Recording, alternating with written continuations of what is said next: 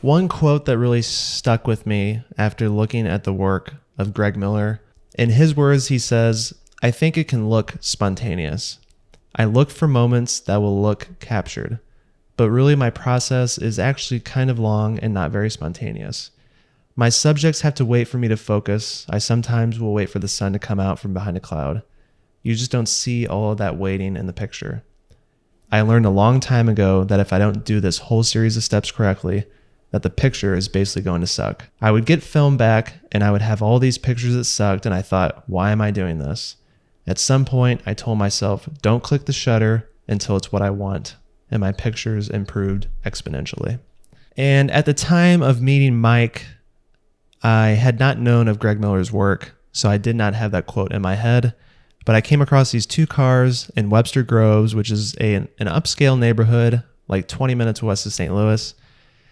And they were in front of this house that was very unkept, and there was trash everywhere, and there was garbage bins, and there was a tree that had fallen down in the front yard. So I knocked on the door, and after a minute of waiting, Mike opened up, and he was barefoot, he was shirtless, and it looked like he had just woken up from a 10-year slumber. And I was like, this is going to be good. I want to take this guy's portrait. So I told him about everything, and he agreed. I set up my camera, and he came out, still barefoot, and he had on this hat. And I was like, dear God, I need to get this picture right now before he changes his mind.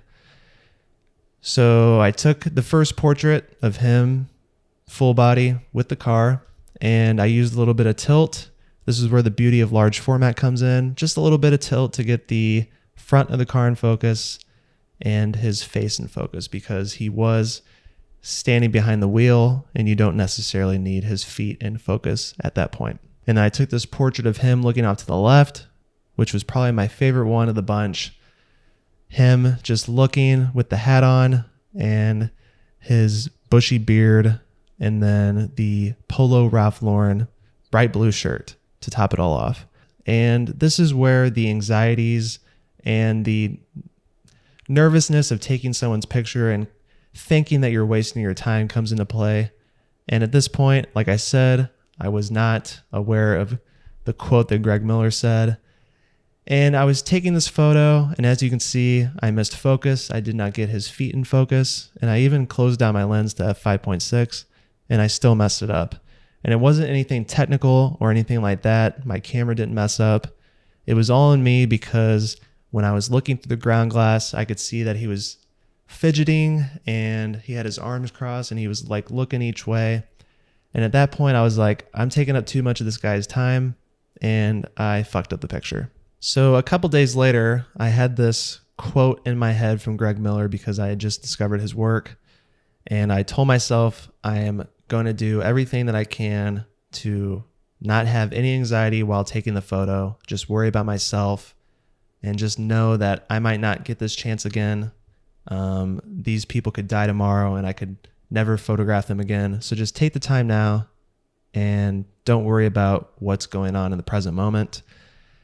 And I came across Jay's house and his son Anthony's car a couple days before, and I didn't want to photograph them right away because I saw Jay outside his house, and I was going to knock on the door, but I saw how big and intimidating he was, and he had on combat boots, and I could see a little bit inside his garage, and he had all these motorcycle posters up, and I was just like, that doesn't look like the type of guy that wants his portrait taken, and I don't even want to go through the hassle of getting denied or rejected.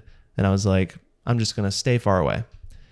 And a couple days after that, I saw him outside again. I don't know why I was passing his house again, but he was outside like playing with what I presumed was his daughter. And he was laughing and she was laughing. And I'm like, well, if he can laugh and he has a daughter that laughs with him, probably not that bad of a guy. So later on that day, I went and introduced myself, and it turns out he's the nicest guy ever. Didn't really expect that, but the car turned out to be his son's, Anthony. And I set everything up, and the first one was a full body portrait of Anthony in front of his car with the neighbor's flag in the background. I loved how it was framed. I loved everything about it. But as I was setting this up, I had Greg Miller in the back of my head. And I'm like, I'm only taking this picture if it's exactly what I want. And I was focusing, and for some reason I was having trouble getting his head and his feet in focus, because when you use large format, you do have to line up your front standard and back standard. And when you're shooting wide open at f3.5, it can kind of be a little finicky to get things in focus, because usually the front standard and the back standard don't line up 100% 90 degrees correctly. So I was doing that, and as I was looking through the ground glass, I could start to see Anthony fidgeting and looking this way, looking that way, wondering when I'm going to take the photo. And usually I would have just been like, fuck it, we're just going to take the picture, because I don't like this anxiety, this feeling that I'm wasting someone's time. But this time I was like, you know what? I'm not stopping. I'm getting it exactly how I want. I proceeded to focus and compose, and I got the picture exactly how I wanted. And it's little things like that that are going to lead to you taking better photos. It's nothing like gear. It's nothing like a specific lighting situation. It's little things like that that add up over time. In regards to the darkroom and printing, I did end up printing a portrait of Mike. It's on my website for purchase if you want to pick it up, but that was with RC paper, resin-coated paper, which I tended to buy because it was cheaper and it's a little bit easier to process and you don't have to wash it as long. But lately, I've been trying to get rid of that and switch over to fiber-based paper, because the quality is better and the ability to archive is a lot better. RC prints last anywhere from 20 to 40 years, I've read, and fiber-based can last well over 100 to 200 years. So I've been thinking about how long I want my prints to last, the quality of them, and just the time that I put in. I want it to be on the best paper. So trying to get rid of that RC paper as of late, but I do have some prints on my website if you want to pick them up. And also a gentle reminder to just print your work, frame your work. Somebody asked me on Twitter why I do that, and I'm like, I do it so I can hang my stuff up, so I can look at it, so I can touch it, so I can be inspired by my own work, and also display my work so other people can see it. I mean, that's what everyone does on Twitter and Instagram anyway. That's why you have those profiles, so people can see your work.